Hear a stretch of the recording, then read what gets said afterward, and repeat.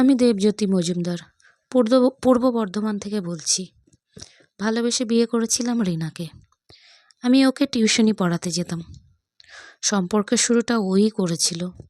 আমি প্রথমে না করেছিলাম, কারণ সে ধনী পরিবারের মেয়ে, আমি সামান্য কৃষকের ছেলে।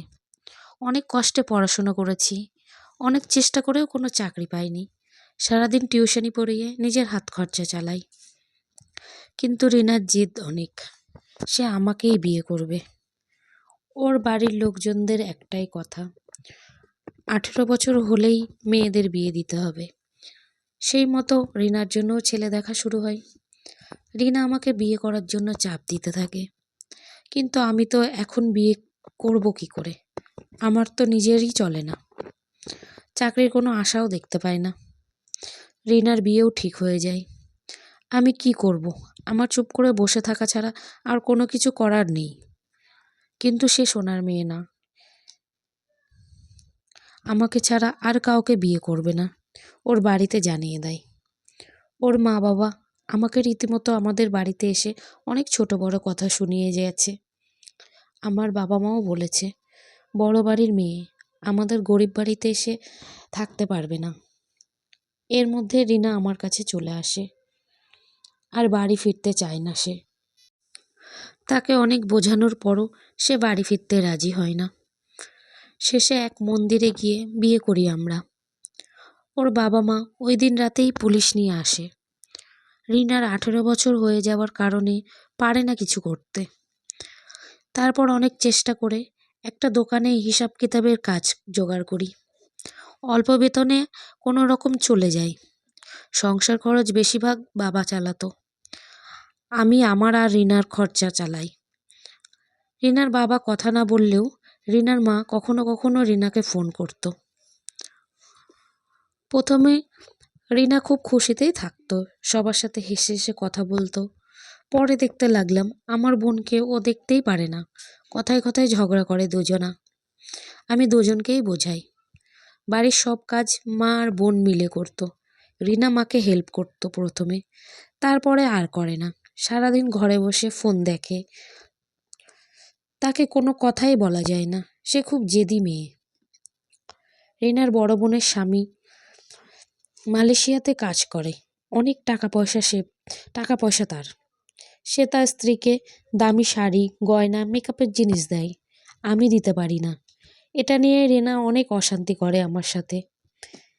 একদিন আমার মা ফোন করে আমাকে বলে রিনা রাগ করে বাড়ি ছেড়ে চলে গেছে। আমার বোন নাকি ওর কোনো জিনিসে হাত দিয়েছিল, তাই নিয়ে ঝগড়া করেছে।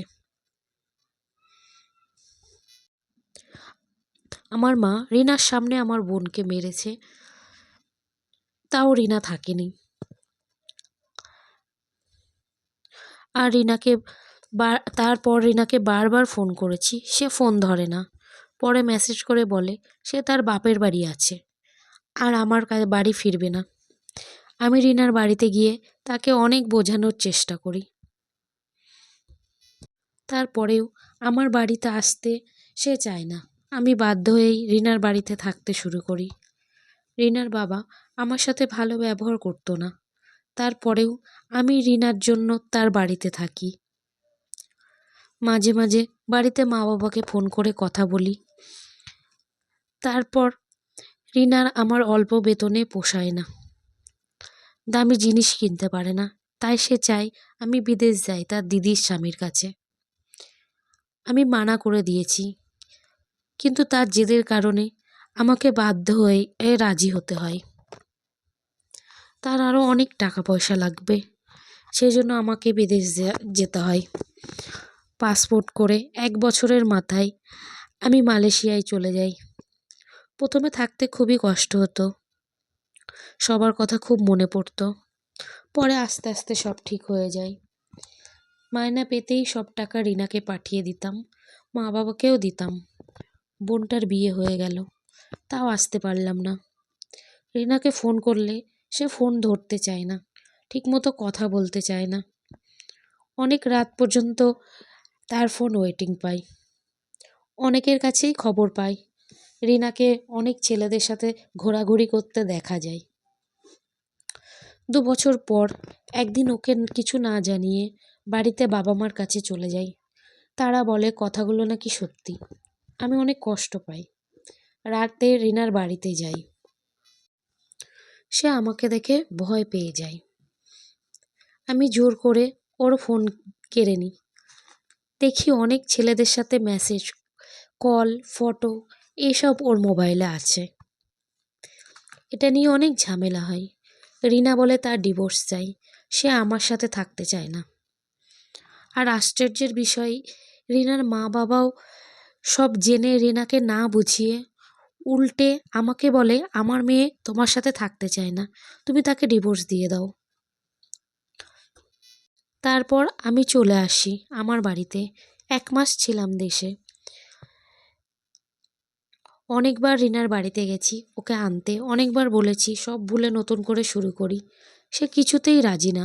ডিভোর্সের নোটিশ পাঠিয়ে দেয় আমার বাড়িতে। নোটিশটা পাওয়ার পর আমি মালয়েশিয়া ফিরে আসি। ওর বোনের স্বামীর ওখানে এখন আর কাজ করি না। রিনার বাড়ি আর আমার বাড়ি আশেপাশে পাড়াতে হওয়ায় ওর বাড়ির লোকজন আমার বাড়িতে এসে অনেক ঝামেলা করে, যার কারণে আমার বাবা মা নিজের ঘরবাড়ি ছেড়ে ভাড়া বাড়িতে বসবাস শুরু করেছে। আমি দেশে যাব না, রিনাকেও ডিভোর্স দেব না, এভাবেই ঝুলিয়ে থাকুক ও। রিনা নিজে ইচ্ছা করেই আমার জীবনে এসেছিল আর আমার জীবনটা শেষ করে দিয়ে গেল। আমি বুঝতে পারি না সে কি চায়।